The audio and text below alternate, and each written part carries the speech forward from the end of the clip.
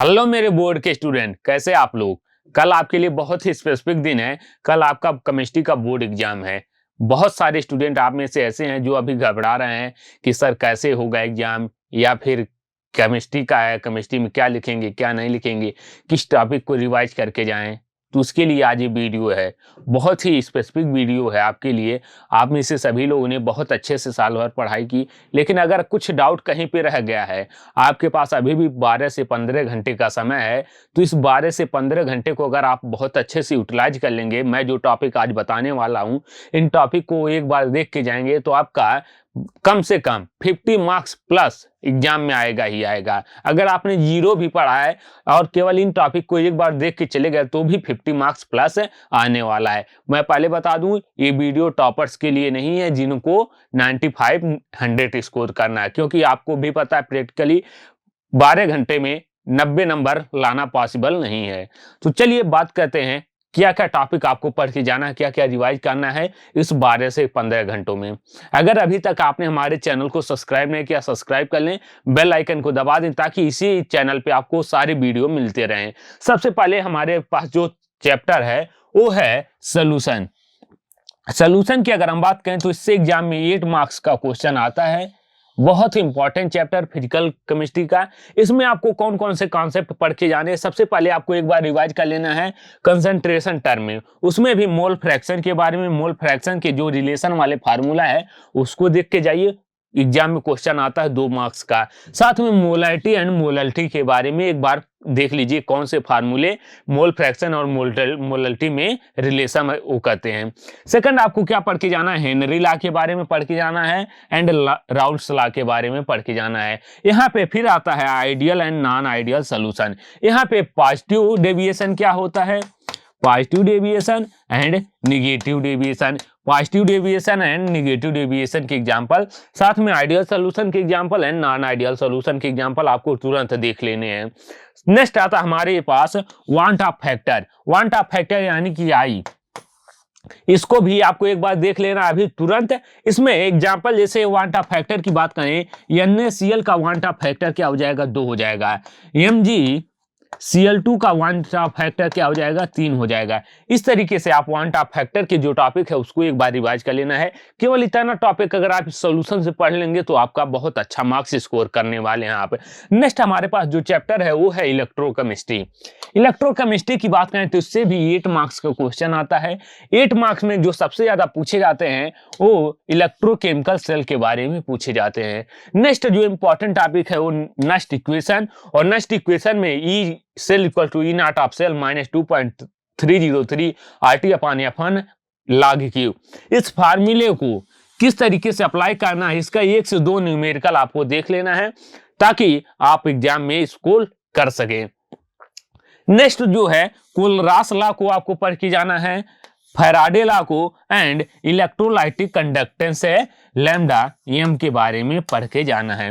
ये चैप्टर से केवल इतने ही टॉपिक आपके लिए इंपॉर्टेंट है। इन टॉपिक को एक बार अच्छे से देख लीजिए। आपके पास जो भी सॉल्यूशन हो, जो भी बुक्स हो एनसीईआरटी से, इसको एक बार जरूर देख के जाइए। नेक्स्ट हमारे पास जो चैप्टर है वो है D&F ब्लॉक। D&F ब्लॉक की अगर हम बात करें, इससे सबसे ज्यादा जो पूछे जाते हैं D&F ब्लॉक की प्रॉपर्टी। और प्रॉपर्टी आप तभी बता पाएंगे जब आपको इलेक्ट्रॉनिक कॉन्फ़िगरेशन पता होगा। आपको इलेक्ट्रॉनिक कॉन्फ़िगरेशन के बारे में जब पता होगा तभी आप प्रॉपर्टी बता पाएंगे। साथ में आपको जिंक कैडमियम Hg के एक्सेप्शनल बिहेवियर के बारे में पता करना है, एक बार पढ़ लेना, क्योंकि जिंक कैडमियम Hg का जो एक्सेप्शनल बिहेवियर है वो पूछा जाता है कि क्यों जिंक कैडमियम Hg बाकी डी ब्लॉक एलिमेंट से एक्सेप्शनल बिहेवियर शो करते हैं। साथ में आपको ऑक्सीडेशन स्टेट के बारे में एक बार पढ़ लेना है, किसका ऑक्सीडेशन कितना होता है, किसका NS होता है, किसका NS होता है, किसका N-1 D होता है, इसके बारे में आपको पढ़ लेना है, एक बार रिवाइज कर लेना है।